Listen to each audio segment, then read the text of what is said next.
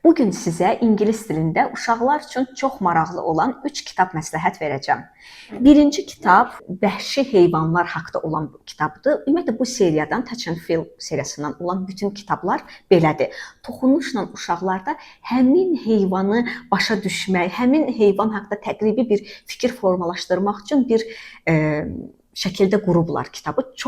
Çox keyfiyyətli, çox maraqlıdır uşaqlar üçün. Bizim vaxtımızda belə şey yox idi. Bu kitab mənim balamın ən sevdiyi kitabdır. Hətta bu kitabla yatır.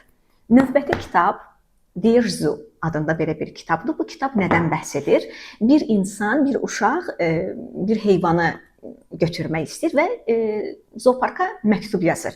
Və hər dəfə zoopark ona fərqli heyvanlar göstərir və bu heyvanlar müxtəlif gizlənmiş, belə deyək, qutularda olur.